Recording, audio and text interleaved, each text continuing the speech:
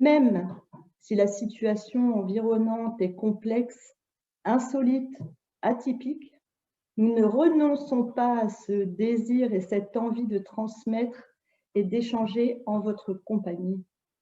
Comptez fort sur nous pour maintenir ce lien précieux et merci infiniment à vous d'être présents pour ce premier rendez-vous important et excusez par avance nos maladresses. Vous le savez tous, un premier rendez-vous est toujours source de fébrilité, de peur, mais aussi souvent le début d'une belle histoire. Qu'il me soit permis au passage de remercier chaleureusement les éditions Flammarion, Victoire et Sophie pour leur confiance, ainsi que mon acolyte Lara que vous avez entendu précédemment. Pour écrire le premier chapitre de cette belle histoire, nous avons la grande chance d'avoir avec nous un romancier que nous aimons, que nous suivons depuis toujours et qui nous est fidèle.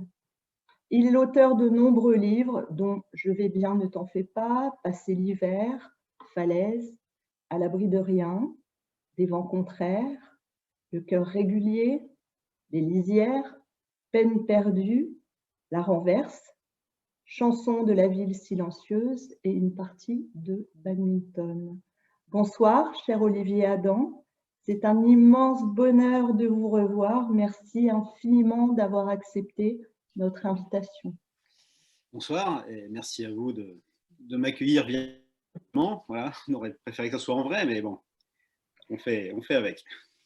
Alors, nous allons échanger autour de votre nouveau roman, paru en cette rentrée littéraire aux éditions Flammarion, disponible, comme Lara a pu vous le dire, à la librairie évidemment, ou sur notre site www.armitière.com.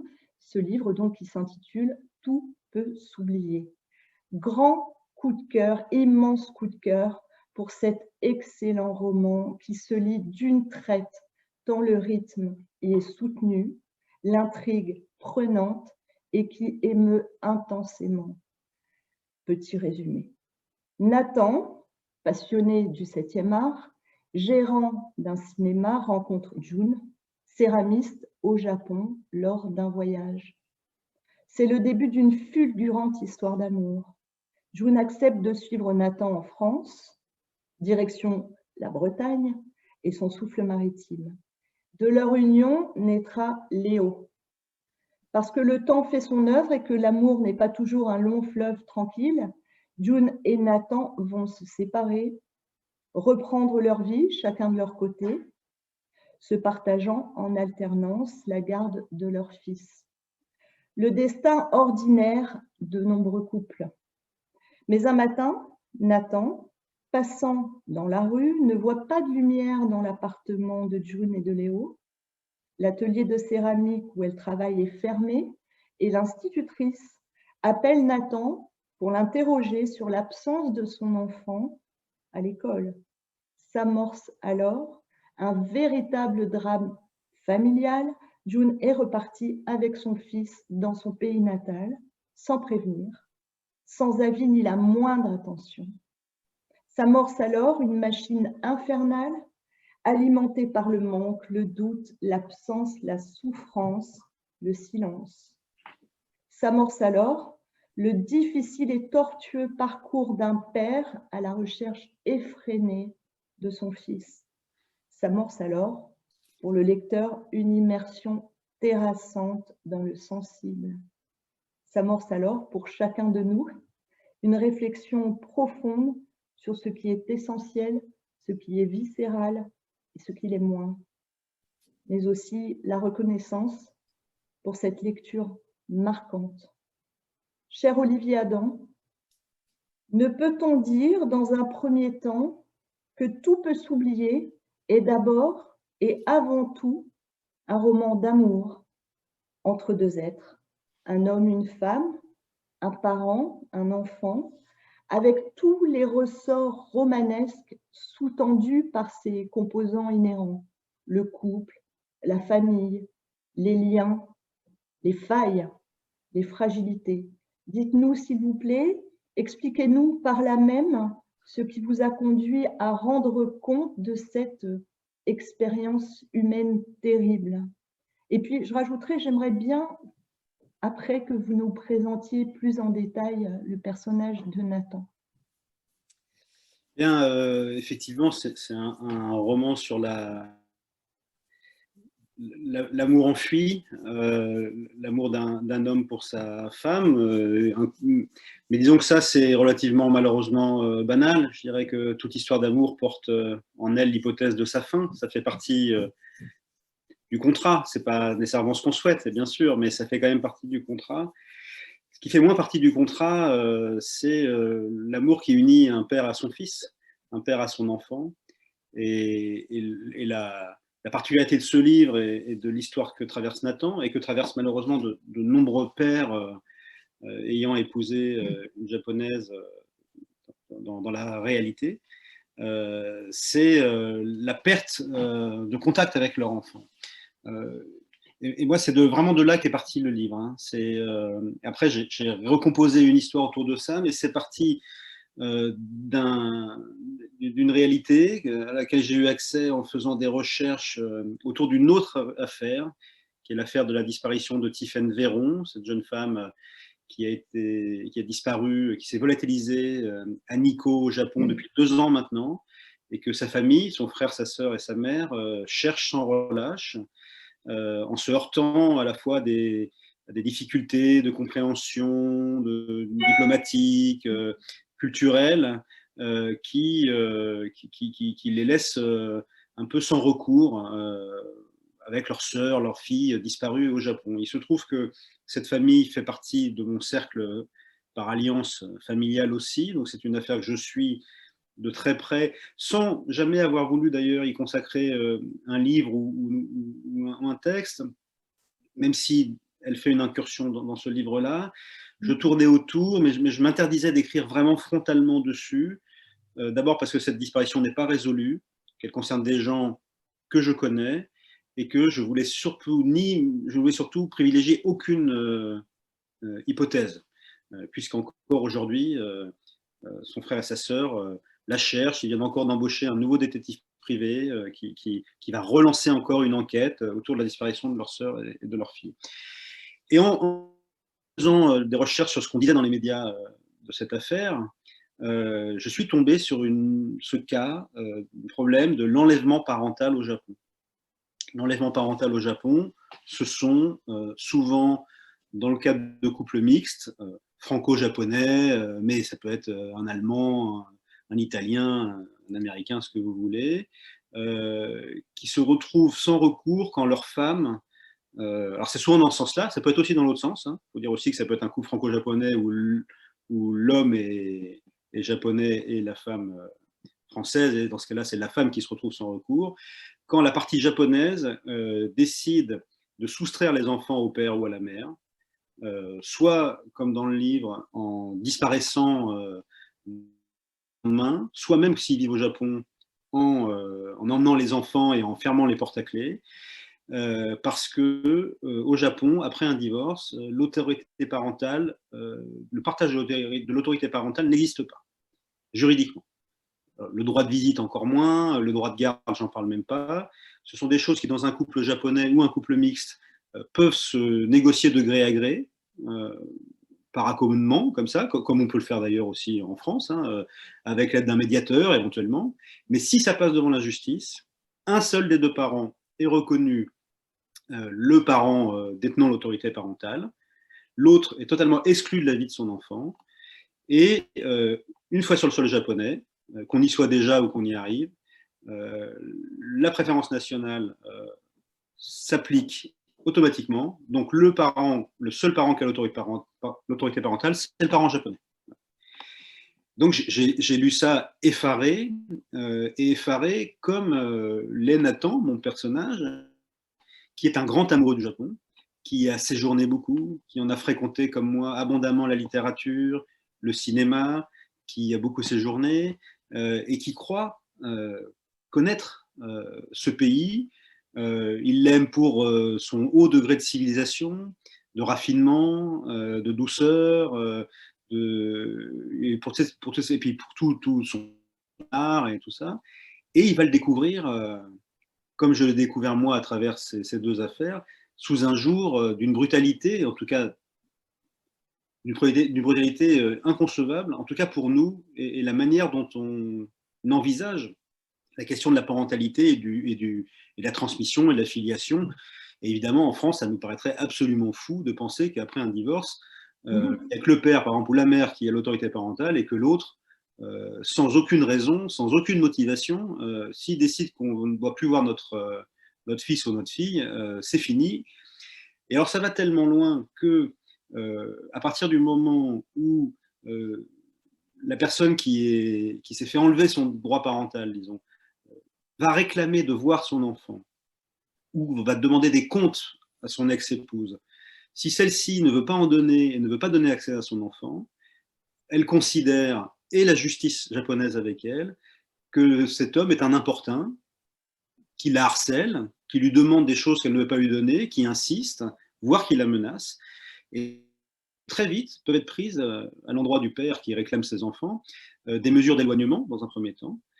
Et s'il ne les respecte pas, si ce père veut malgré tout essayer de voir ses enfants, leur parler à la sortie de l'école ou va cogner à la porte du domicile de sa femme, si tant est qu'il arrive à la retrouver, ça on en parlera après, mais eh bien, il peut être sanctionné par la justice, par la police, emmené en garde à vue et voire même condamné. Hein. Il y a des cas de condamnation de pères qui ont un peu insisté et qui, pour ça, ont été condamnés pour harcèlement, et le renversement de la charge est totalement fou, c'est-à-dire que c'est eux qui sont accusés de tentative d'enlèvement.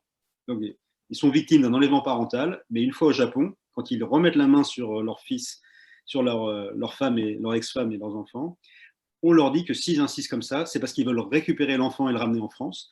Et donc, ils sont suspects, voire désignés coupables de tentative d'enlèvement. Voilà, c'est vraiment autour de ça que j'ai voulu bâtir une fiction, parce que au fond, quand je suis tombé sur cet article, il y avait le auquel j'ai déjà consacré 2 livres, il y avait la question de la paternité, du lien père-fils, et de l'absence, et du motif de l'absence et de la disparition, qui sont des motifs sur lesquels j'ai déjà travaillé dans des vents contraires, par exemple. Et ça s'est imposé, quoi. C'est-à-dire qu'à un moment donné, j'ai lu cet article, je me suis dit, mais là, il y a une histoire à raconter, il y a un livre, et puis c'est une histoire qui me faisait des gros clins d'œil, quoi, qui me disait ça, qui d'autre peut faire ça, ou en tout cas, d'autres peuvent le faire, mais enfin, en tout cas, ça semblait taillé sur mesure pour moi, donc je ne me suis pas trop posé la question, j'y suis allé. Alors, toute histoire d'amour entre deux êtres renferme, et vous l'avez dit, en elle l'éventualité d'une fin possible. Chacun le sait, c'est inhérent, c'est un peu la prise de risque. Lorsque Nathan d'ailleurs rencontre June au Japon, il se remet à ce moment-là assez difficilement de la rupture brutale avec sa précédente compagne, Claire. Mais cette menace n'existe pas théoriquement, Olivier Adam, entre un parent et son enfant. Cette fin possible de l'histoire, ou tout au moins la mise sous cloche de l'amour par un tiers, c'était important pour vous de mettre en lumière justement cette incongruité. Est-ce aussi une mesure de précaution, une façon de conjurer le sort? Oui, bah c'est ça que j'écris beaucoup par superstition inversée. J'ai beaucoup mis en scène les pires occurrences possibles en essayant sans doute je sais pas, de les mettre à distance ou de les anticiper ou voilà, ouais, en tout cas, d'y échapper, enfin, comme pour tenter d'y échapper. Et évidemment, en tant que père, c'est le pire imaginable. Enfin, il y a plusieurs pires imaginables, mais ce chagrin d'amour impossible, qui est de savoir, comme dans un chagrin d'amour classique, l'être aimé ailleurs, sans qu'on puisse plus avoir accès à lui, peut-être heureux même. Si ça se trouve, il est heureux avec sa mère, hein, il est heureux au Japon. Il est inconcevable pour un père. Il y a une inconditionnalité dans les liens parents-enfants, en tout cas du temps de l'enfance de l'enfant, enfin, au moment où on est dans le même foyer, où on est interdépendants les uns des autres, il y a une inconditionnalité. Et puis même d'une manière ou d'une autre, ce lien, même quand on s'engueule avec ses parents, même quand il y a des ruptures, des réconciliations, il nous suit toute notre vie. On n'y échappe pas. Et même si jamais il est rompu, ce fil, c'est une source, malgré tout, de douleur, de souffrance psychique. Même quand on dit, ouais, je m'en fous, moi j'ai rompu avec mon père, mais je n'en ai plus rien à foutre et tout ça, ça reste un truc qui nous obsède. Donc c'est quelque chose où il n'y a pas de résilience. Voilà. On n'est pas dans l'amour, on n'est même pas dans le deuil, puisque c'est un deuil impossible. Et comme c'est un deuil possible, il n'y a pas de résilience. Et heureusement pour Nathan, d'une certaine manière, c'est impossible de. Jamais il ne se résoudra. Quoi. Et je pense que, sans dévoiler la fin du livre, il n'arrive pas, enfin, en tout cas, c'est très compliqué, mais même s'il n'arrivait pas à remettre la main sur son fils dans un premier temps, on peut penser qu'il y consacrera sa vie. Même si, bien sûr, il faut continuer de vivre par ailleurs, mais c'est un truc impossible. Voilà. Et puis, c'était aussi une manière de travailler de continuer ce travail sur la paternité, sur les liens entre les pères et les enfants, sous un autre jour, oui, qui est le jour de la tendresse et de l'amour, quoi, et du lien puissant. Alors que, et à raison aussi, hein, mais que beaucoup de livres travaillent des relations père-enfant, conflictuelles, névrotiques, voire extrêmement, voilà, enfin, Oui. plus complexe, quoi, on va dire. Alors, l'amour se manifeste également dans le roman par la présence phare de deux espaces, par ailleurs déjà là dans d'autres romans de votre œuvre, deux ancrages fondamentaux, à savoir la Bretagne, la côte d'Émeraude, Dinard, Saint-Malo, comme on veut, et le Japon, Kyoto, l'île des dieux également. Ce sont des lieux refuges pour Nathan, mais aussi la géographie intime du romancier Olivier Adam, celle des bordures, des lisières. Expliquez-nous, s'il vous plaît, le choix récurrent de ces espaces, décrits, je le souligne par ailleurs, avec une immense beauté et une force incroyable. Merci. C'est pas vraiment un choix, hein, c'est-à-dire qu'à un moment donné, mon imaginaire, mon paysage mental, il est celui-là. Je l'ai théorisé, entre guillemets, dans un livre qui s'appelle Les Lisières, c'est-à-dire qu'il y a quelque chose dans les lieux que j'affectionne et auxquels je suis aimanté, et dans lesquels aussi naissent les fictions, dans lesquels mon imaginaire arrive à se projeter pour écrire des histoires, qui a été fondé sans doute autour de cette histoire de périphérie, de bordure, de Finistère, voilà. Et c'est rétrospectivement que je me suis rendu compte que tous les lieux de ma vie étaient des lieux de bordure.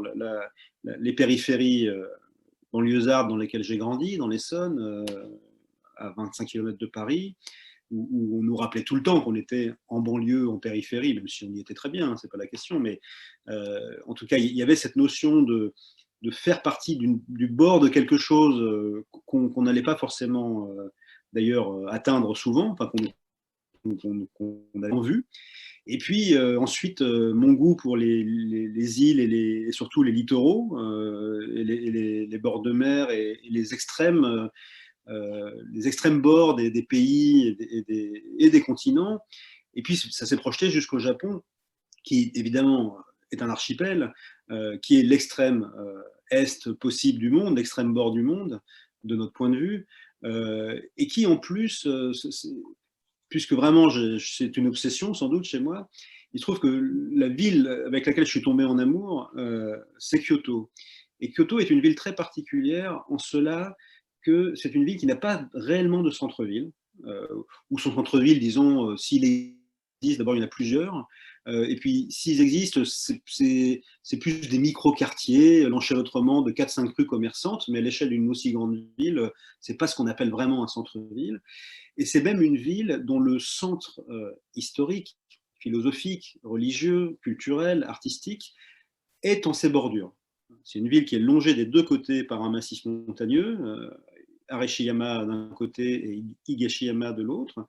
Et au pied de ces massifs montagneux s'égrènent comme ça, des dizaines et des dizaines de sanctuaires shintoïstes et de temples bouddhistes, les fameux jardins magnifiques, les jardins de mousse, les jardins de pierre, enfin ces endroits absolument sublimes et extrêmement chargés spirituellement. Et ils sont comme ça de part et d'autre de cette ville. Et donc, visiter Kyoto, sentir cette ville, la humer, la vivre, c'est entièrement se promener et flâner et vivre en ses bordures. Donc il y a vraiment une espèce de logique. Alors ensuite, pour ce livre-là, il y avait presque, moi je pars toujours des lieux, il y avait presque dès le début cette idée de réunir dans le même livre, cette fois-ci, et pour la première fois d'une certaine manière, c'est mes deux géographies littéraires principales, la Côte d'Émeraude, et donc effectivement, là en l'occurrence, le cinéma de Nathan et l'endroit où il s'installe avec June sont situés à Dinard, et de l'autre côté, le Japon et Kyoto, et puis Miyajima, l'île des dieux, qui est à 1 heure et demie de Kyoto, qui se situe aussi dans le Kansai. Et pourquoi travailler sur ces lieux-là? Ben, d'abord parce qu'en fait, premièrement, la Bretagne, c'est comme d'habitude, c'est là que j'ai commencé à écrire ce livre. Hein, donc, comme j'y vais pour travailler, pour chercher des idées, pour démarrer, amorcer un livre assez naturellement, souvent, et ben, en fait, l'immeuble dans lequel vit Nathan, l'appartement dans lequel il est, c'est un endroit où j'étais en train de séjourner avec mon ordinateur. Et naturellement, j'ai commencé à imaginer cet immeuble où on voit beaucoup ses voisins, mais en même temps, on est pleine mer, comme ça, pleine vue. L'ascenseur donne direct sur la plage. Le concierge, ça le rend fou parce qu'il y a du sable partout. Enfin, bon, voilà, c'est né comme ça. Et puis, assez vite, j'ai raccordé ça à cette histoire d'enlèvement par Othon au Japon. Et alors, le Japon, c'est venu d'abord, avant même le fait d'hiver, du fait que je savais que j'allais pas y aller avant longtemps. Encore, à cette époque-là, il n'y avait pas le Covid. Mais je savais déjà, pour plein de raisons, parce que c'est très compliqué d'aller au Japon, c'est cher, etc., que là, c'était pas prévu que j'y aille dans l'année. Et je suis tellement fou de cette ville, de Kyoto, que c'était comme un manque physique. Et donc, le premier réflexe que j'ai eu, c'était d'écrire quelque chose qui se passerait au Japon et à Kyoto en particulier, pour m'y projeter mentalement, pour y vivre par l'esprit, parce que je sais que quand on écrit un livre, pendant tous les mois où on écrit ce livre-là, on est entre deux mondes, on est dans la vie réelle, mais on est projeté intensément dans ces personnages et dans les lieux qu'on visite. Et alors ça s'est vraiment affermi au moment du premier confinement, où j'étais pas si avancé que ça dans le livre, et je savais même pas encore si j'allais en venir. Et là, il s'est trouvé que j'ai compris que ça serait absolument impossible pendant des mois, voire des années, de me rendre au Japon. Impossible, alors que je devais y aller, d'aller travailler en Bretagne. Et donc, ce mois et demi de confinement a été un mois où d'ailleurs j'ai énormément travaillé. Et d'ailleurs, ce livre n'aurait pas dû sortir en janvier normalement, et il ne devait pas être prêt. Mais il se trouve que pendant le confinement, contrairement à beaucoup de mes confrères qui ont été très bloqués, je le sais, j'en ai parlé avec beaucoup d'entre eux, moi, je me suis totalement réfugié. Je voulais pas voir ça. Je voulais pas voir cette non-vie, cette vie vidée de cette substance. D'ailleurs, je veux toujours pas la voir parce que ça n'a pas changé, parce que voilà, et après, on est encore confiné, quoi qu'on en dise. Hein. À partir des 18 h, on n'a pas le droit de sortir de chez nous. Tout est fermé, les cafés, les restaurants, les cinémas. Moi, j'habite à Paris. Paris sans tout ça, ça n'a strictement aucun intérêt. Hein. Donc, il n'y a plus de vie du tout, il n'y a plus rien. Et donc, je voulais pas voir ça, quoi. Je sais, D'ailleurs, je ne veux pas écrire là-dessus non plus. Je n'écrirai jamais là-dessus. Je trouve qu'il n'y a rien à en tirer, que c'est vraiment une période pourrie. Les gens qui disent que on va en tirer quelque chose, je ne crois pas une seconde. Je pense qu'il n'y a rien à tirer de cette période. Et donc voilà. Et donc, en un mois et demi, j'ai abattu 6 mois de travail. C'était un truc. Alors peut-être que ce qu'on tire de cette période, c'est que si j'ai abouti à 1 mois et demi de travail, à 6 mois de travail en 1 mois et demi, c'est que j'étais surconcentré. Et si j'étais surconcentré, c'est qu'on n'avait aucune possibilité d'échappatoire, à part travailler. Quoi. Il n'y avait rien à faire. Et c'est encore le cas aujourd'hui. Et donc voilà. Et donc c'est comme ça que vraiment, ce travail sur les lieux, c'est non seulement très loin et parcourt tout mon travail, et c'est vraiment affermi au moment de vraiment concevoir le livre et de l'affirmer, parce que tant qu'on n'a pas enfin, c'est pas parce qu'on est en train d'écrire un livre qu'on sait qu'on ira au bout, quoi. Il y a un moment donné où il y a un déclic et où on sait qu'on le tient et que après, voilà, on sait que le chemin est encore long, mais que le livre est là. Au moment du premier confinement, je n'étais pas encore sûr. Et finalement, cette envie de voyager par l'esprit, elle n'a que, voilà, elle a raffermi encore cette histoire et l'envie de la raconter. Alors, lorsque l'on connaît vos romans, Olivier Adam, on connaît votre talent et votre acuité à pointer le réel, à lever le voile sur toute l'amplitude de la nature humaine, son ambivalence. La lumière ne va pas sans l'ombre. La magnificence d'un endroit ne doit pas faire oublier qu'il peut devenir un lieu cauchemardesque, car l'on ne doit pas faire l'impasse d'un ressort romanesque qui fait œuvre de point de bascule dans le roman, dans nombre aussi de vos livres, c'est le thème de la disparition. En l'occurrence, la disparition brutale, inattendue de Léo et l'immersion du lecteur, pas à pas, du roman d'amour au roman noir, au polar haletant, au suspense terrible, par la quête effrénée et obsessionnelle d'un père déchiré et à la recherche coûte que coûte de son petit garçon emmené par sa mère. Racontez-nous, s'il vous plaît, Olivier Adam, cette autre veine du roman, le polar, le roman noir, l'enquêteur. Il y a encore un autre registre. Oui, bah, c'est-à-dire que de toute façon, alors me demandez pas pourquoi, mais à partir du moment où la disparition est chez moi un moteur d'écriture, d'ailleurs, plus que les disparus eux-mêmes, ce qui m'a toujours intéressé, c'est ceux qui restent. Et ceux qui restent, à travers ceux qui restent, la question que je me pose toujours, c'est comment on vit, quoi. Comment on vit avec nos disparus, comment on vit avec nos fantômes, comment on vit aussi avec la peur quotidienne de voir les nôtres disparaître d'une manière ou d'une autre, nous échapper, nous être enlevés. Et dans ce livre-là, on a Nathan, bien sûr, dont l'ex-femme et Léo ont disparu. Et dans un premier temps, il faut bien comprendre que la première angoisse de Nathan, c'est déjà de savoir où ils sont. Alors certes, assez vite, il comprend, il se doute qu'ils sont rentrés au Japon, et assez vite, en consultant Internet, il va se rendre compte qu'un piège est en train de se refermer sur lui, parce qu'il va se rendre compte, à travers les témoignages d'autres pères dont la femme et les enfants ont disparu, que les retrouver n'est qu'une étape, puisque une fois éventuellement ils les aura retrouvés, il y a cette histoire donc de non-partage de l'autorité parentale et du fait qu'ils n'ont aucun droit à faire valoir au Japon pour non seulement pas forcément récupérer la garde de leurs enfants, mais au moins les voir et garder un contact avec eux.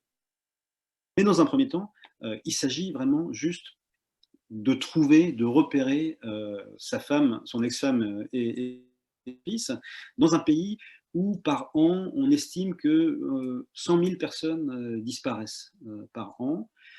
Et pour la plupart, du point de vue des Japonais, quand il s'agit d'adultes, il s'agit de disparition volontaire. Alors, c'est une réalité.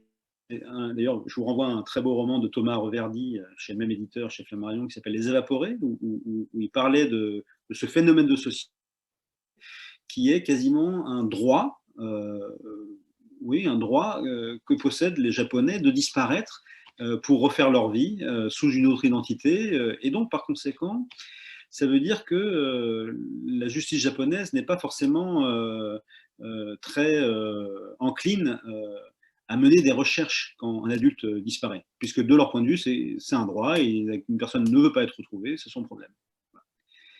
Et donc, on a comme ça ce premier temps qui va être de se rendre compte qu'il va devoir chercher sans aucune aide dans un pays qui est immense et où effectivement on disparaît assez volontiers, quoi.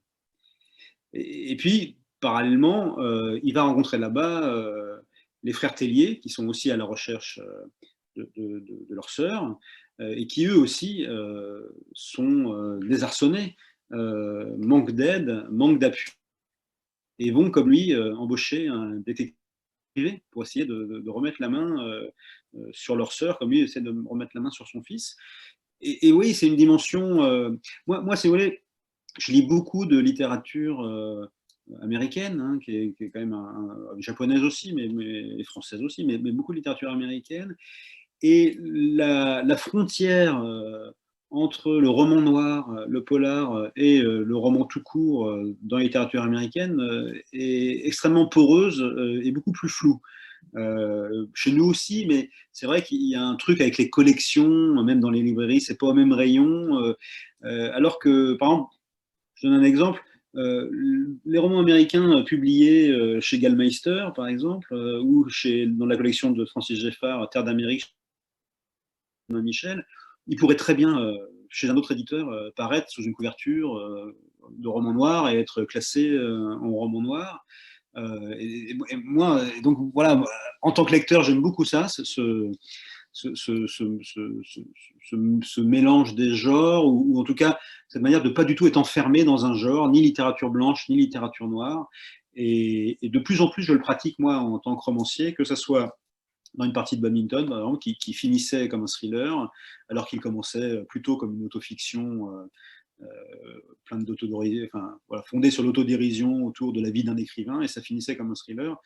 Et aussi dans mes romans jeunesse que je publie chez Robert Laffont, dans la collection R, qui eux sont aussi des romans qui commencent un peu comme des romans sociaux ou familiaux et qui lorgnent très vite vers le roman noir. Donc c'est quelque chose...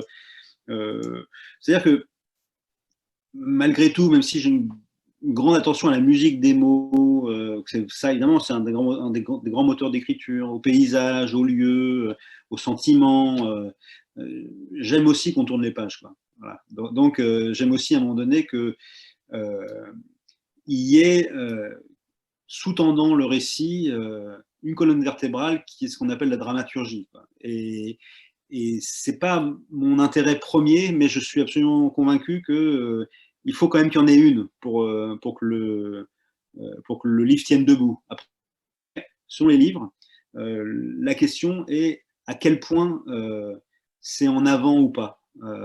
À quel point c'est la dramaturgie le moteur, ou à quel point ce sont les personnages. Voilà.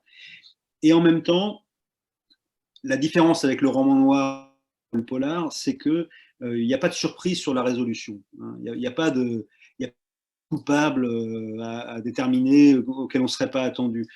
Parce qu'au fond, la question, c'est pas de savoir. Enfin, moi, c'est le chemin qui m'intéresse. Comment ça va finir, c'est totalement. C'est un faux suspense et je l'assume complètement. Par contre, comment on en arrive là, comment les choses s'enchaînent et comment surtout les personnages les vivent, y survivent, s'y confrontent, c'est vraiment ça qui m'intéresse. Et donc là, on est plus dans la littérature dite blanche, quoi. Mais même Chanson de la ville silencieuse, qui était un livre qui était quasiment un poème, il y avait une disparition mystérieuse, une affaire, une enquête. Et en ça, il y a vraiment, je crois que c'est mon premier grand modèle d'écriture, qui est Patrick Modiano, qui est sans doute l'auteur que je lis depuis le plus longtemps. J'ai commencé à le lire, j'avais 15-16 ans, et je le lis évidemment encore aujourd'hui, j'ai lu absolument tous ses livres. Et c'est un bon exemple, c'est-à-dire que évidemment, les livres de Modiano sont des méditations, des promenades, des rêveries dans la mémoire, dans les lieux, tout ça. Mais ce sont des enquêtes, tous. C'est des enquêtes intimes, mais tous ces livres, c'est ah tiens, cette personne me rappelle une personne que j'ai connue qui a disparu dans des circonstances nébuleuses et mystérieuses, et donc je vais rechercher dans mes carnets, dans les adresses, qui était qui, ou dans quelles circonstances j'ai rencontré, et qu'est-ce qu'elle est devenue, tout ça. Donc je pense que tout roman est une enquête, de certaine manière.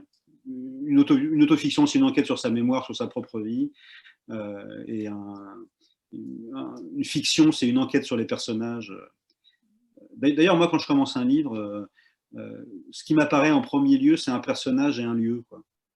Et la première question que je pose pour commencer le récit, en fait, la question principale que je pose à ce personnage, c'est qu'est-ce que tu fais là? Qu'est-ce qui t'a mené ici, quoi? Et donc, c'est une enquête, d'emblée. Le patron lui servit son whisky tandis qu'il consultait Google sur son portable. Sous ses yeux, les hypothèses les plus noires se matérialisaient. des cas d'hommes ou de femmes quittés par des Japonaises ou des Japonais qui rentraient en douce au pays, leurs gamins sous le bras étaient légion. Et visiblement, la justice locale n'en avait rien à foutre. Là-bas, on ne considérait pas ça comme un enlèvement. La notion de garde partagée n'avait pas l'air d'exister. Aucune aide n'était fournie aux parents lésés pour retrouver leur famille enrôlée. Certains restaient des mois, des années, sans nouvelles. Certains perdaient leurs gosses pour toujours. C'était quoi ces conneries? C'était quoi ce pays de dingue? Il avait si souvent haussé les épaules face à ces gens qui l'interrogeaient sur le Japon. Ce devait être si différent là-bas, lui disait-il. On ne devait rien y comprendre. Nathan minorait. Non, rien ne différait vraiment. Ce n'était qu'une petite somme de détails, des coutumes, des habitudes, rien de plus. Maintenant, il n'en était plus si sûr. Peut-être que toutes ces années, quelque chose lui avait échappé. Peut-être que toutes ces années, ainsi que le lui avait souvent suggéré June, il était resté en surface. Il croyait savoir 2 ou 3 choses de ce pays, mais c'était peut-être une illusion. Au fond, les gens qui l'interrogeaient et qu'il avait trouvés si naïfs avaient peut-être raison. C'était si différent ici et là-bas, on n'y comprenait rien. Quelle est la perspective justement pour le droit, l'aide de l'État français dans ces cas-là? Quelle est la perspective? Pas vraiment. Mais il n'y en a pas. Là, depuis que le livre est sorti, j'ai été contacté par des pères qui sont dans cette situation, parce qu'encore une fois, c'est plutôt des pères qui sont dans cette situation. Alors, principalement parce que la plupart des couples franco-japonais sont constitués d'un homme français et d'une femme japonaise, pour des raisons qu'on pourrait discuter, mais qui ne sont pas le sujet ici. Mais ça peut exister, encore une fois, dans l'autre sens également. J'ai été aussi contacté par l'avocate qui s'occupe de la plupart de ces cas, non seulement français, mais aussi à l'international, hein, parce qu'il y a des Italiens, des Allemands, des Australiens, etc. Et justement, parce que c'est une situation qui concerne beaucoup de pays, et que la France, pour l'instant, n'a réussi à obtenir aucun même dialogue, même ébauche de dialogue sur ce sujet, c'est remonté au niveau européen, c'est-à-dire qu'il y a eu une saisine de cette question à l'échelle du Parlement européen, une question soulevée et défendue, et il y a un vague projet, à un moment donné, de parlementer avec les autorités japonaises pour établir une charte qui reconnaîtrait les droits parentaux des parents occidentaux de couples mixtes occidentaux japonais. Mais tout ça est arrivé à quelque chose d'embryonnaire au mauvais moment, enfin au mauvais moment. C'est-à-dire qu'au moment où on a cru que ça allait bouger peut-être légèrement, la pandémie nous est tombée dessus, et cette pandémie met tout au placard, elle met la vie entière au placard, et ça aussi en particulier. Et évidemment, l'Europe comme le Japon ont d'autres chats à fouetter, parce que, voilà, ce qu'il faut comprendre, c'est que au Japon, d'abord, ça concerne, de leur point de vue, un nombre de gens tellement faible que ça ne vaut pas le coup de changer les lois pour ça. Et surtout, encore une fois, l'absence de partage de l'autorité parentale en cas de divorce, elle vaut aussi pour les Japonais entre eux. Et je me rends compte d'ailleurs, à la suite de papiers ou d'émissions que j'ai faites consacrées à Tout peut s'oublier, qu'il y a des Japonais qui sont extrêmement combatifs là-dessus. Pour le partage de l'autorité parentale dans un couple entièrement japonais, parce que des pères lésés qui ne peuvent plus voir leurs fils, ou des mères lésées qui ne peuvent plus voir leurs enfants parce que l'autre partie l'a décidé après le divorce, c'est un drame qui les touche eux-mêmes de plein fouet. Donc il y a aussi une petite pression à l'intérieur du pays pour que de toute façon cette loi change.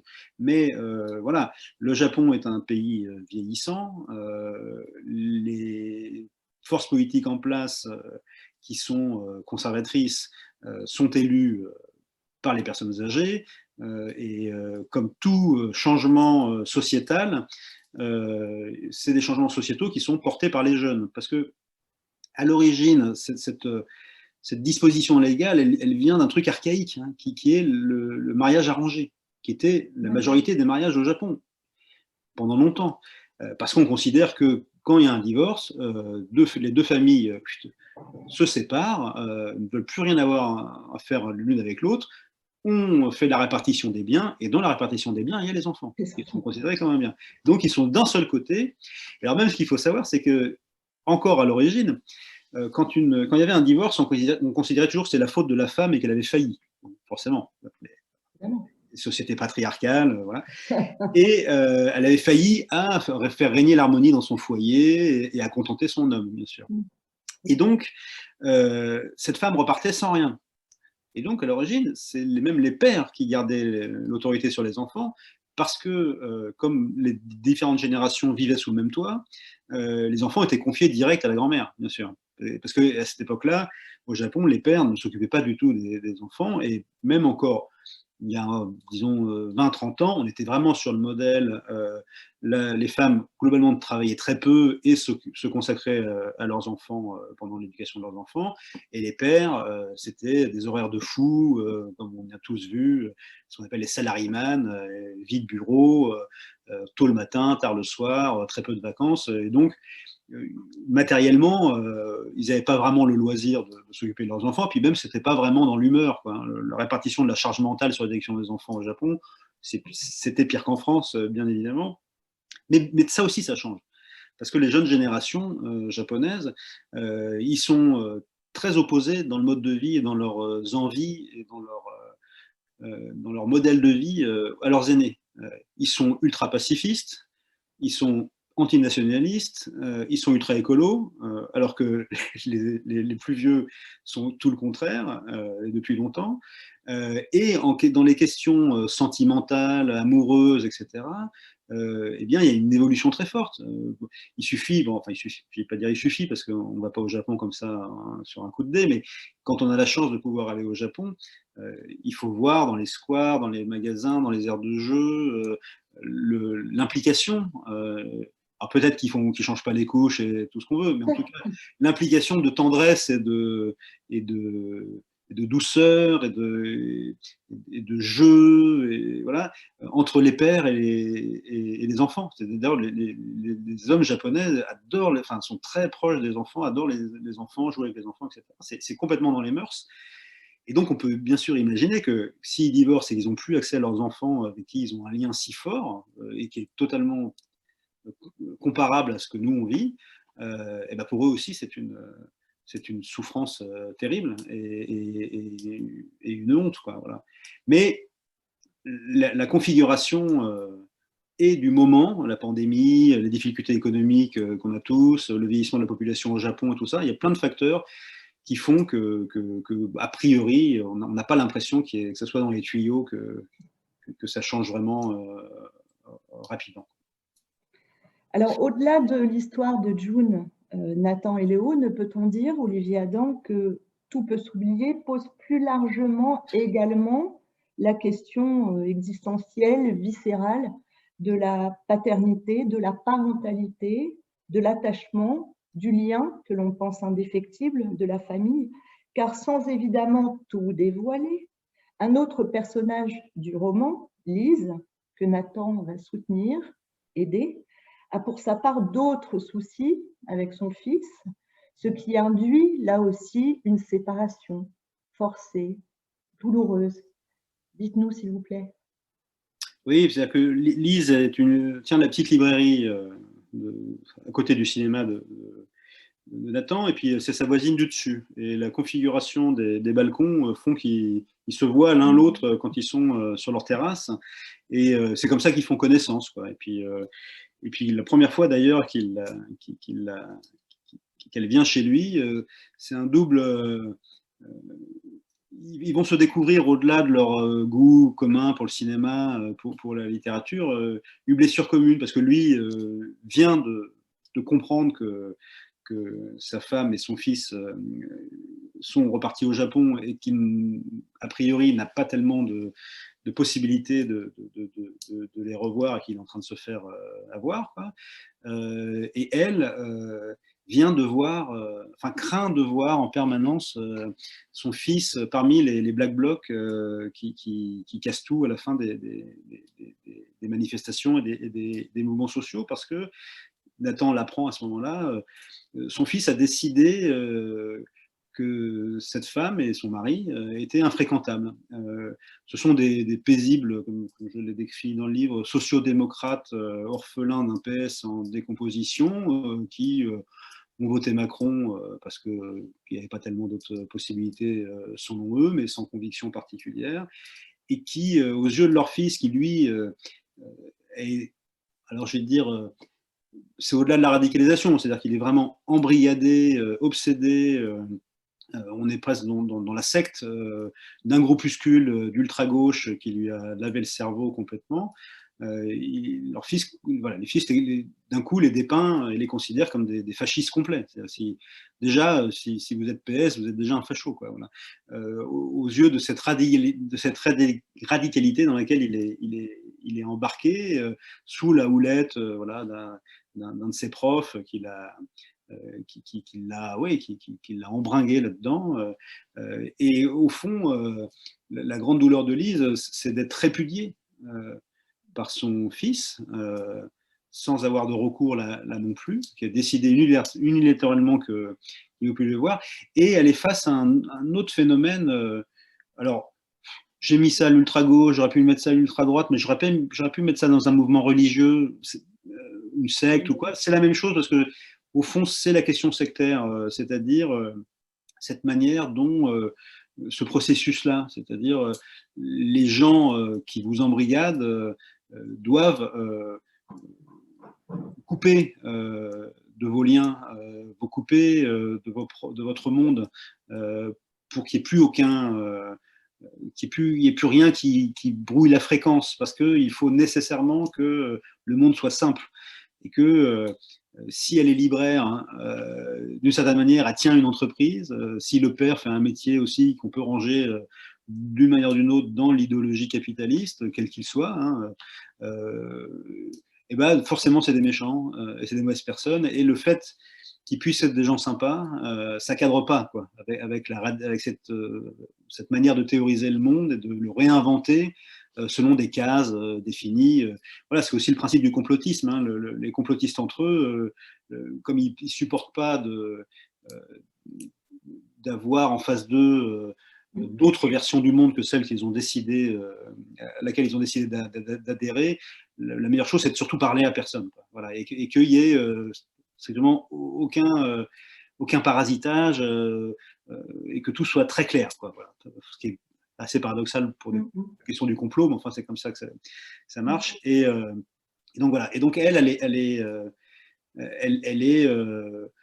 en attente permanente du retour possible de son fils ou d'un signe, mais aussi elle est dans la peur, même si il l'a répudié, la peur qu'il se fasse du mal, que ça termine mal pour lui, parce qu'elle voit qu'il y a des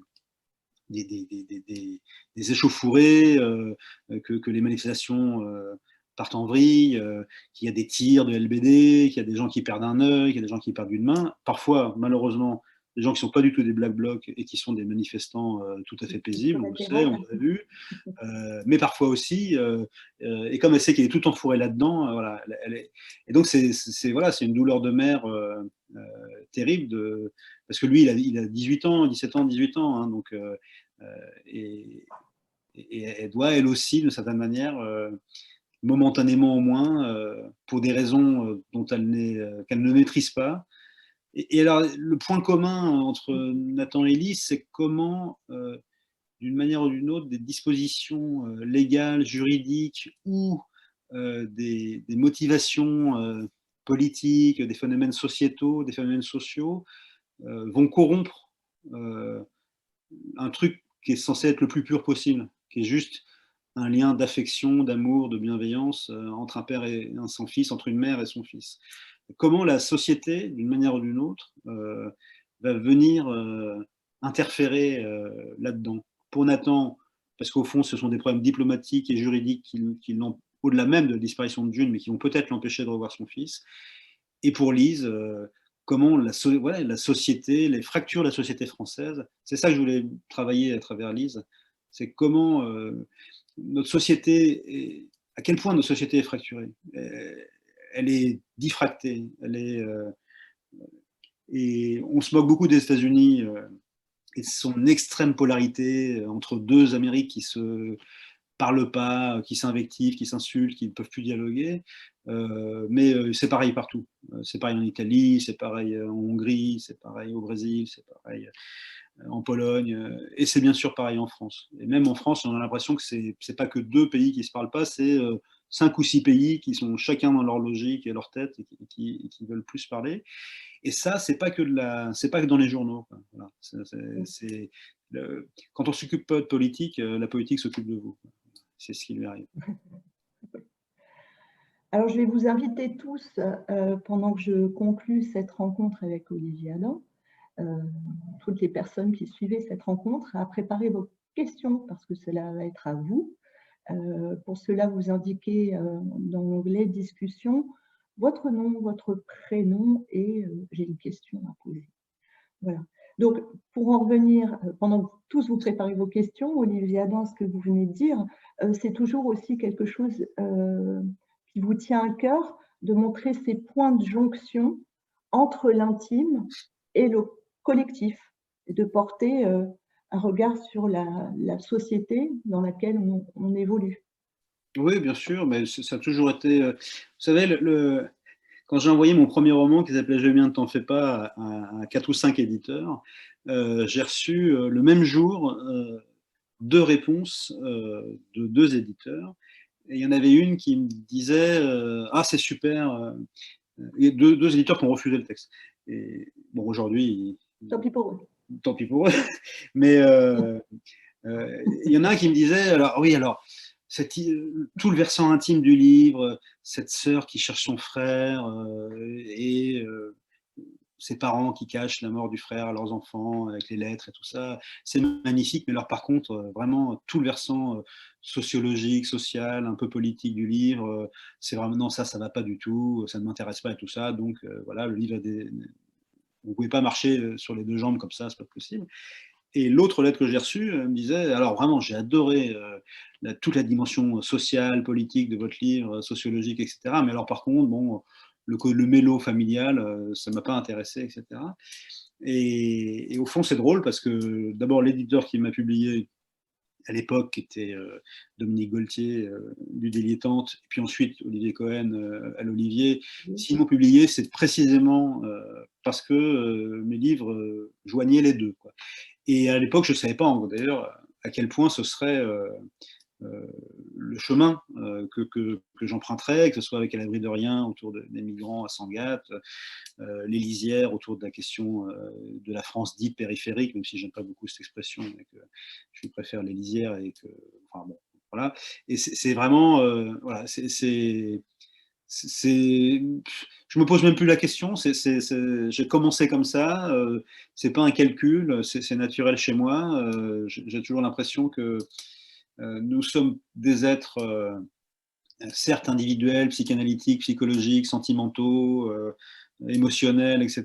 Mais nous sommes aussi des êtres sociaux et des êtres définis et travaillés par le travail, par l'économique, par le social, par le sociologique, et que notre intériorité, mais aussi toutes les forces qui agissent sur nous, nous définissent dans nos vies, quoi. Et comme je veux répondre à travers mes livres à une seule question, c'est comment on vit aujourd'hui, quoi, comment on fait, quoi, comment on fait avec l'amour, avec la parentalité, avec le deuil, avec le travail, avec la société, avec la politique, etc. Comment on vit, bah, forcément, ça doit être traversé par de l'intime, mais ça doit aussi être traversé par du social, du politique et donc du collectif, quoi. Enfin, ce que j'appelle le politique, c'est le collectif, quoi, hein. La politique, c'est comment on vit ensemble, hein, comment on fait société. Cher Olivier Adam, je ne vais pas revenir sur l'ironie du titre à valeur d'antiphrase, juste vous remercier du fond du cœur pour le temps que vous nous avez accordé. Et Dao a raison, il n'est pas de hasard, il est des rendez-vous, pas de coïncidence. Merci à tous les lecteurs présents. Nous allons passer à la séquence des questions en vous donnant la parole à chacun. Et moi, je vais vous laisser parler. Voilà.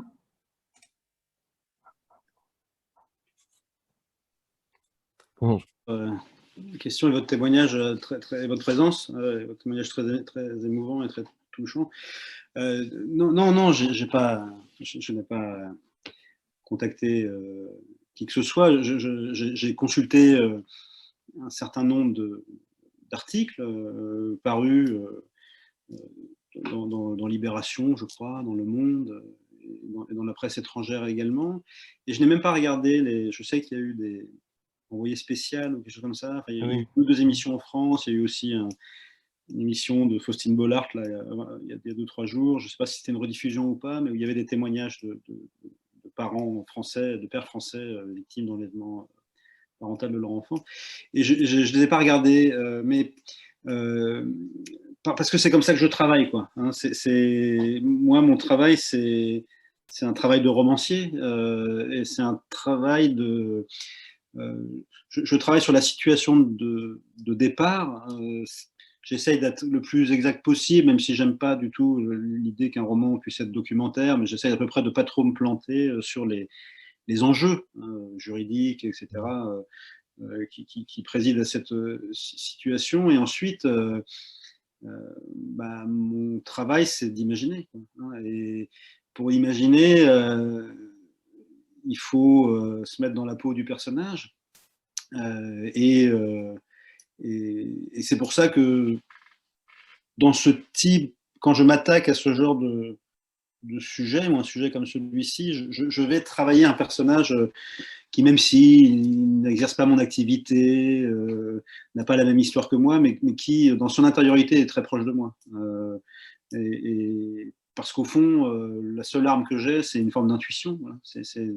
Je me mets mentalement dans cette situation. J'imagine ce qui... et ça commence même dès le début du livre. C'est-à-dire que pour me mettre dans cette situation, il faut qu'à un moment donné, ma compagne actuelle m'ait largué, et que comme nous adorons Kyoto et le Japon, elle et moi, et que nous avons beaucoup séjourné, que comme Nathan, j'ai cette idée saugrenue d'aller me réconforter bizarrement en allant faire un pèlerinage sur les lieux qui sont les plus symboliques voilà. Et donc, dans ce cas-là, peut-être que les hasards de mes pérégrinations m'auraient fait rencontrer une jeune céramiste charmante qui adore la France, et puis il y aurait eu cette histoire, et puis voilà. Et donc, c'est dans cette... c'est comme ça que tout le livre chemine, absolument, que l'écriture d'un livre comme ça chemine absolument pas à pas. Et je suis dans la tête de Nathan et dans son cœur au moment où il trouve l'appartement vide, et au moment où on l'alerte, où on lui dit attention, il va d'abord falloir remettre la main sur eux, ce qui n'est déjà pas évident. Je sais, j'ai reçu un mail là, il n'y a pas longtemps d'un père qui, lui, ne sait même pas où. Il sait que sa femme et ses enfants sont au Japon, mais il ne sait pas où du tout. Il ne les a pas identifié le lieu. Voilà, enfin, et après, c'est une espèce de pari, quoi. Alors, c'est vrai que là, oui, c'est en ce moment, forcément, avec la sortie du livre, il y a des. Bon, et puis, il y avait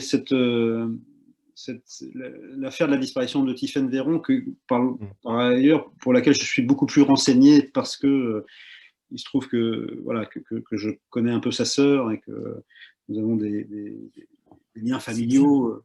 Voilà, je connais un peu Sybille, qui est la marraine de l'enfant dont je suis le parrain. Donc voilà, donc c'est. Puis nous sommes liés familialement par des alliances que je ne vais pas trop aborder ici. Et voilà, et donc il y a dans tout ce désarroi, voilà, il y avait j'ai travaillé, voilà, en utilisant tout ça. Ça c'est parce que j'ai eu la chance d'y séjourner très régulièrement et sur du temps long, quoi. Hein, parce que j'étais lauréat de la Villa Kujoyama à Kyoto, l'équivalent de la Villa Médicis à Kyoto. J'y suis retourné ensuite par mes propres moyens 3 mois en louant une maison à Kyoto, d'ailleurs, qui est la maison que je décris, la maison orange sous la colline Yoshida, que je décris dans le livre. Et puis ensuite, j'y suis retourné à nouveau 1 mois pour écrire un livre qui s'appelle Cœur régulier, enfin finir un livre qui s'appelle Cœur régulier, j'ai écrit un autre livre. Et puis encore 2 semaines, 3 semaines par-ci, par-là, ce qui fait que, mis bout à bout, mais c'est un pays qui, quand j'y ai mis les pieds pour la première fois, c'est vrai qu'il y a toujours ce truc que les gens vous disent oh là là, c'est un pays dingue, on n'y comprend rien, etc. Mais moi, alors c'est vrai que, encore une fois, je connais moins Tokyo, même si j'ai un peu séjourné, mais pour ce qui est de Kyoto et du Kansai, la première fois que j'ai mis les pieds, j'étais tellement imprégné de littérature japonaise, classique et contemporaine, de cinéma japonais, etc. Et puis les écrits de Nicolas Bouvier, enfin tout ça, que j'ai pas eu vraiment.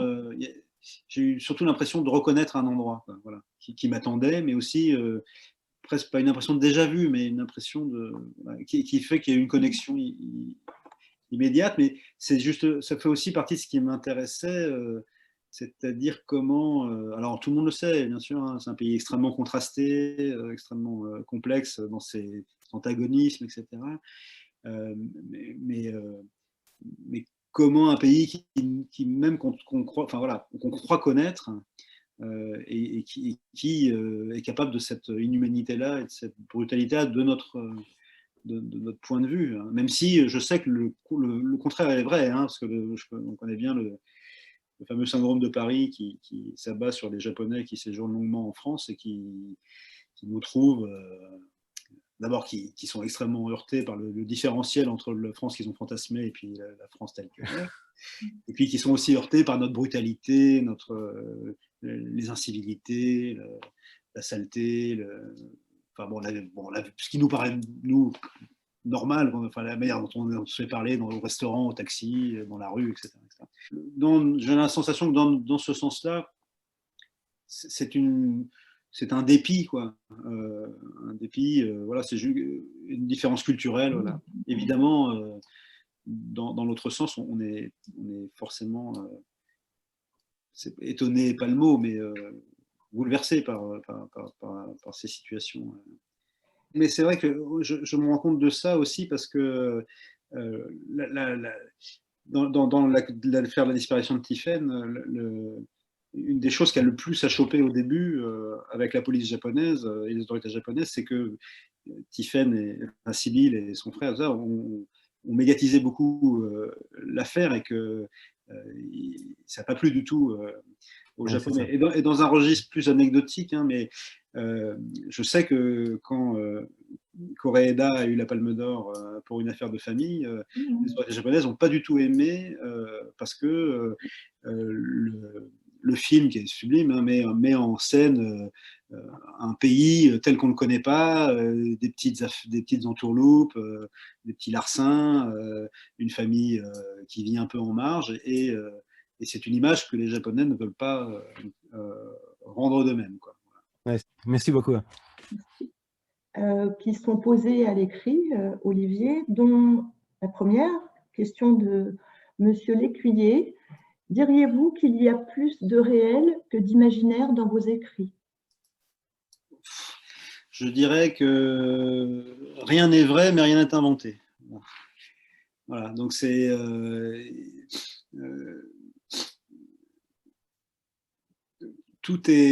tout part du réel, mais rien n'est donné tel quel. D'abord, le réel, on ne sait pas ce que ça veut dire vraiment, puisque par définition, chacun a une perception différente, sensorielle, intellectuelle, et puis qu'on est... D'ailleurs, c'est à ça que sert la littérature, hein. C'est que j'aime beaucoup la phrase de Sargencourt qui dit que le roman est un médicament pour soigner cette maladie très commune qu'il n'y a à n'être que soi. Voilà. Et le roman, c'est chausser une intériorité et des yeux qui nous permettent d'expérimenter justement ce fameux réel avec d'autres yeux que les nôtres, une autre sensibilité, une autre perception, et qui permettent de compléter notre vision du monde et de se rendre compte justement que n'y a pas qu'un seul réel, et que le réel tel qu'on le voit nous, c'est extrêmement réduit, extrêmement réducteur. Alors, autre question de Jules Boucharin. Pour avoir lu et aimé beaucoup de vos livres, j'ai l'impression d'une écriture plus laconique, plus affûtée que dans les précédents. Est-ce que l'enquête et l'urgence que vit le héros est-ce l'enquête et l'urgence que vit le héros qui ont orienté cette manière d'écrire? C'est à la fois la question du point de vue, qui prend en charge la narration et qui écrit d'une certaine manière. Alors là, c'est écrit à la troisième personne, mais en même temps, on est vraiment, c'est comme une caméra embarquée vraiment sur l'épaule de Nathan, et on est quand même dans le point de vue de Nathan. Alors que sur certains livres, comme Les Lisières ou une partie de Badminton, soit ils sont écrits à la première personne, soit on est en caméra embarquée sur l'épaule de Paul. Et Paul, qui est mon double narratif, est un écrivain. Il parle beaucoup, il a des choses à dire sur tout, il est bavard, il fait des phrases longues, etc. etc. Et donc on est dans sa logorée à lui, dans sa voix à lui. Là, dans le cas de Tout peut s'oublier, ça peut être le cas d'autres livres comme À l'abri de rien ou quoi, là, c'est pas mon double, c'est pas moi qui prend possession du livre, je suis un peu absent du livre, je suis dans une position de pur conteur, quoi. Et d'ailleurs, euh, c'est aussi par respect pour les personnes réelles qui sont embarquées dans cette histoire, que ce soit à travers la disparition de Tiphaine ou tous ces pères qui sont privés de leur enfant, qu'il y a une manière de moi m'effacer en tant qu'auteur, en tant qu'égo, derrière l'histoire elle-même et derrière les personnages et ce qu'ils vivent. Ce qui nécessairement donne sans doute moins de fioritures et de oui, et puis de manière de m'épancher. Voilà. Donc ça donne voilà. C'est plus lié à ça. C'est plus une question de point de vue narratif. Autre question d'Olivier Bill. Donc, il nous dit « Je n'ai pas encore lu votre dernier livre, mais j'ai fini il y a peu votre roman jeunesse « Les Roches Rouges » et je trouve fascinant que vous puissiez à ce point passer d'un lectorat adulte à un lectorat ado. Comment faites-vous pour passer d'un monde à l'autre? Moi, il n'y a pas de différence. Hein. C'est-à-dire que je parlais tout à l'heure du point de vue. La question, c'est d'être dans la voix et l'intériorité d'un personnage. Et au fond, c'est aussi compliqué ou facile, et ou les deux à la fois pour moi, de travailler sur un personnage qui me ressemble vaguement, comme dans Les Lisières ou Les Vents contraires, que de me projeter dans la peau d'une femme qui a une vie très différente de la mienne, ou de me projeter dans la psyché d'une personne âgée ou d'un jeune. C'est exactement le même travail. Le tout, c'est d'être à hauteur de ces personnages, de chercher la justesse de leur voix et de leur ressenti. Et il n'y a pas de différence. C'est-à-dire que entre littérature jeunesse et littérature adulte, le truc, c'est que les livres dits ados ou jeunes publics, enfin jeunes adultes, sont soi-disant destinés à des ados ou des jeunes adultes, mais en un sens, ça n'a pas de sens, puisque ces ados, ces jeunes adultes peuvent absolument lire tous les livres qui existent. Ils sont tout à fait aptes à lire n'importe quelle littérature. Simplement, le sens de ces livres-là, c'est qu'à cet âge-là, c'est vrai à tous les âges, mais c'est encore plus vrai à cet âge-là, on a besoin un peu de livres miroirs, quoi. De livres qui parlent de nous, de notre génération, de gens de nos âges, qui ont nos préoccupations. C'est la seule particularité de ces livres, c'est que on les met dans ces rayons-là parce que on propose des histoires qui mettent en scène des héros, entre guillemets, qui ont l'âge des lecteurs en question. Si c'est vrai que Les Roches Rouges est un livre assez brutal, assez violent, enfin pas brutal et violent, mais je veux dire assez dur dans ses thématiques, etc. Et je ne me pose pas une seule seconde la question d'en adapter l'écriture, d'en adapter le récit, de m'adapter au lecteur. On dit que c'est la dernière. Le lecteur, il a 14 ou 15 ans, il peut lire n'importe quoi, donc j'ai aucune raison de changer mon travail, quoi. Donc il n'y a pas de différence avec les autres livres, simplement je dois me mettre dans la peau de quelqu'un de plus jeune, mais j'ai de la mémoire. Je me rappelle encore que j'étais jeune. Et puis j'en ai sous mon toit. Et ça, c'est bien pratique, quoi. Voilà. Alors, autre question d'Isabelle. Qu'est-ce que ça vous fait d'écrire une fiction et de se rendre compte que des personnes réelles vivent ou ont vécu ces situations? Bah, je le savais. Je savais très bien. Mais c'est-à-dire que ça vous donne des responsabilités au moment de l'écriture. C'est pour ça que je disais au début de cet entretien que, par exemple, sur la question de Tiphaine Véron, il était impossible depuis le début pour moi de clore cette affaire dans un livre. Si j'allais consacrer un livre, il aurait bien fallu clore d'une manière ou d'une autre. Or, aujourd'hui, on n'a aucune idée d'où elle est passée, de comment elle s'est évaporée, par exemple. Aucune hypothèse ne doit être privilégiée, et ça aurait été indécent vis-à-vis de la famille, soit de me mettre dans sa tête, puisque personne n'y est, soit de proposer une version, de proposer une solution, de proposer une issue à cette affaire. Et en ce qui concerne le thème principal des enlèvements parentaux au Japon, du livre, c'est ce que j'ai essayé d'expliquer tout à l'heure, c'est-à-dire que tout est question, c'est une responsabilité, et qu'on travaille par une injonction de justesse, de respect, de rigueur aussi, de ne pas faire le malin, et voilà, et d'être à juste distance, quoi, voilà. Voilà. Et ensuite, bien sûr, le fait qu'aujourd'hui, que le livre est sorti et que j'en parle dans les médias, etc., qu'il y ait des gens concernés au premier chef par ce problème-là, enfin ce drame, entrent en contact avec moi ou témoignent ou viennent me parler, évidemment, quoi, c'est émouvant, mais ça ne fait que rappeler à la responsabilité qu'on a quand on prétend faire de vie réelle du roman. On peut pas faire n'importe quoi. Eh bien, nous vous engageons vivement à l'Armitière à lire ce nouveau roman d'Olivier Adam, qui est vraiment un immense coup de cœur de toute l'équipe. Et nous vous en remercions, Olivier Adam, de la même façon que nous vous remercions d'avoir bien voulu réaliser cet entretien en notre compagnie. Je remercie aussi toutes les personnes présentes. Demain, vous pourrez retrouver la conversation sur notre page Facebook pour un replay.